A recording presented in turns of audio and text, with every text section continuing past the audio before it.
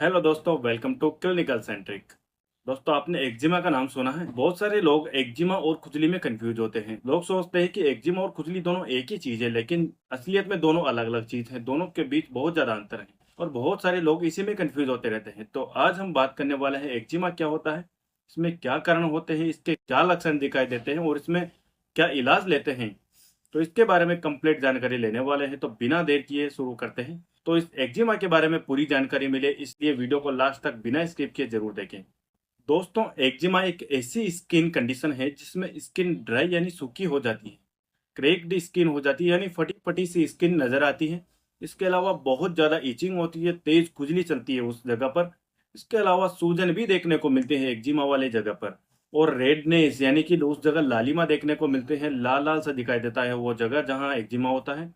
इसके अलावा वहाँ क्रस्टिंग देखने को मिलती है, यानी पपड़ी नुमा स्ट्रक्चर बन जाती है, जैसे पपड़ी उखड़ती है किसी की, वैसी स्ट्रक्चर देखने को मिलती है। और वो जगह थिकन हो जाती है, यानी वहाँ की स्किन मोटी हो जाती है। इसके अलावा एक्जिमा में स्किन बैरियर्स भी कमजोर हो जाते हैं, जिससे बाहरी एलिमेंट्स या माइक्रो ऑर्गेनिज्म आसानी से अंदर आ जाते हैं, यानी कि आसानी से अटैक कर देते हैं और इंटरनल इन्फेक्शन कर देते हैं। वैसे तो एक्जिमा की बात करें तो ये मोस्टली 7 प्रकार का होता है, जिनमें पहला है एटोपिक डर्मेटाइटिस, दूसरा है कॉन्टेक्ट डर्मेटाइटिस, तीसरा है डिस्ड्रोटिक डर्मेटाइटिस और चौथे नंबर पर है न्यूरोडर्मेटाइटिस, पांचवें नंबर पर है स्टेटिक डर्मेटाइटिस, छठे नंबर पर है सीबोरिक डर्मेटाइटिस और सातवें नंबर पर है न्यूमुलर डर्मेटाइटिस। हालांकि इतने सारे प्रकार हैं, लेकिन इन सब में ट्रीटमेंट लगभग सेम ही दिया जाता है। और अब बात करते हैं कि एक्जिमा का खतरा किन लोगों में ज्यादा होता है। तो बच्चे हो या बूढ़े, यानी कि किसी भी उम्र के लोग हो, दोनों में खतरा ज्यादा रहता है। और ज्यादातर उन लोगों में होता है जिनमें इसकी फैमिली हिस्ट्री रही हो, यानी कि जिनके परिवार में पहले भी ऐसी कंडीशन हुई हो, या जिनमें एलर्जिक डिजीज हो, डायबिटीज वाले पेशेंट्स में भी देखने को मिलता है। इसके अलावा जो लोग डस्ट में या नमी के संपर्क में ज्यादा रहते हैं, उनको भी यह ज्यादा होता है। इसके अलावा जो स्किन को साफ नहीं करते हैं, या जिनके ब्लड में इंफेक्शन हो, या फंगल इंफेक्शन हो, या स्ट्रेस या एंजाइटी हो, उनमें ये लक्षण ज्यादा देखने को मिलते हैं। और शरीर की कुछ खास जगह जिन पर एक्जिमा कॉमनली देखने को मिलता है, जैसे हाथ पर, पैरों पर, गर्दन पर, कोहनी पर, घुटनों पर, चेहरे पर, कलाई पर, कान पर, होठों पर, ऐसी कुछ जगह हैं जिन पर एक्जिमा के लक्षण ज्यादातर दिखाई देते हैं। ये आप मरीज में इजीली फाइंड आउट कर सकते हैं इन प्लेसेस को देखकर। और अब जान लेते हैं डॉक्टर द्वारा क्या इलाज दिया जाता है ऐसे मरीजों को जो एक्जिमा से ग्रसित हैं। वैसे तो डॉक्टर मरीज की कंडीशन के हिसाब से अलग अलग इलाज देते हैं, लेकिन कॉमनली जो इलाज दिया जाता है वह है हाइड्रोक्सीजीन या लिवोसिट्राजिन टेबलेट दी जाती है खुजली के लिए। जो इचिंग होती है उसको ठीक करने के लिए हाइड्रोक्सीजीन या लिवोसिट्राजिन टेबलेट दी जाती है। इसके अलावा एंटी फंगल के रूप में फ्लूकोनाजोल या टर्बिनाफाइन या ग्रीशियोफुल्विन टेबलेट दी जाती है। इसके अलावा रेडनेस और सूजन को कम करने के लिए स्टेरॉइड्स दी जाते हैं, जिनमें डेक्सामेथासोन या प्रेडनिसोलोन आता है। ऐसी कुछ टेबलेट दी जाती है। और एंटीबायोटिक के रूप में आपको इरिथ्रोमाइसिन या एजिथ्रोमाइसिन टेबलेट दी जाएगी, दोनों में से कोई भी एक टेबलेट दी जा सकती है। इसके अलावा कुछ क्रीम्स भी दी जाती हैं, जिनमें एंटीबायोटिक, एंटी फंगल और स्टेरॉइड तीनों कॉम्बिनेशन में होते हैं, तो क्रीम लगाने के लिए दी जाती है। इसके अलावा आपको लोशन भी दिया जाता है। लोशन के रूप में आपको केलामाइन लोशन दिया जाता है। ये केलामाइन लोशन आप उस अफेक्टेड एरिया पर लगाते हैं, जिससे एक्जिमा को फैलने से रोका जा सकता है। और अब सबसे जरूरी बात करते हैं कि ये दवाइयाँ लेनी कब कब हैं।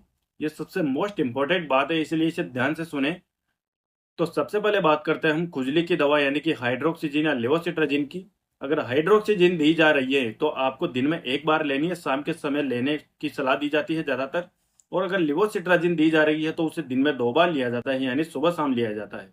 इसके अलावा स्टेरॉइड के रूप में आपको प्रेडनिसोलोन या डेक्सामेथासोन दिया जाता है, जो दिन में 2 बार लेना होता है, सुबह और शाम दोनों टाइम। इसके अलावा एजिथ्रोमाइसिन या एरिथ्रोमाइसिन जो एंटीबायोटिक के रूप में देते हैं, उनको दिन में एक बार लेना होता है, रोजाना एक बार खाने के बाद लेना होता है। इसके अलावा जो एंटी फंगल दवाएं हैं, जैसा कि फ्लूकोनाजोल दी जा रही है, तो उसको एक दिन छोड़कर एक दिन लेना है, एक बार दिन में। और अगर टर्बिनाफाइन दी जा रही है तो रोजाना एक बार लेना है उसे। इसके अलावा जो क्रीम दी जा रही है उसे अफेक्टेड एरिया पर दिन में 2 बार लगाना होता है। वो एरिया अच्छे से क्लीन कर ले, नहाने के बाद उस क्रीम को लगाया जाता है दिन में 2 बार। और जो केलामाइन लोशन है उसे 2 से 3 घंटे बाद लगाया जाता है क्रीम के, यानी क्रीम अप्लाई करने के 2 से 3 घंटे बाद उसी जगह लगाया जाता है। तो ये इस तरह पूरा कोर्स 10 से 15 दिन का दिया जाता है। लेकिन अगर कंडीशन ज़्यादा खराब हो, बीमारी ज़्यादा हो चुकी है, तो इसे लगभग 1 महीने का भी दिया जा सकता है। यह टोटली डिपेंड करता है डॉक्टर्स द्वारा किए गए डायग्नोसिस पर और मरीज की कंडीशन पर, कितना उसका एक्जिमा प्रसार हो गया है, कितना उसका फैल रहा है। और अगर कारण की बात करें तो एक्जिमा का कोई स्पेसिफिक कारण नहीं है, ये जेनेटिक भी हो सकता है और इन्वायरमेंटल फैक्टर्स की वजह से भी हो सकता है। और सबसे मोस्ट इम्पोर्टेंट बात यह है कि ये जो दवाइयाँ बताई गई है ये सिर्फ जानकारी के लिए है, कोई डॉक्टर का अल्टरनेटिव नहीं है। तो कोई भी दवा लेने से पहले हमेशा डॉक्टर से कंसल्ट करें। इसके अलावा अगर आपको किसी भी दवा का साइड इफेक्ट देखने को मिले तो दवा को तुरंत बंद कर दें और तुरंत डॉक्टर से मिलें। तो ये संपूर्ण जानकारी थी एक्जिमा के बारे में, और ये वीडियो एक सब्सक्राइबर की डिमांड पर बनाई गई है।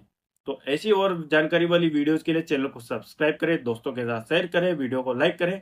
और कोई भी वीडियो आपको चाहिए, किसी भी इंपॉर्टेंट टॉपिक पर आपको चाहिए तो कमेंट बॉक्स में कमेंट जरूर करें ताकि आपको उस टॉपिक पर वीडियो अवेलेबल हो सके और वीडियो आपको टाइम से मिल जाए। इसलिए बेल आइकन को ऑन करना बिल्कुल ना भूलें।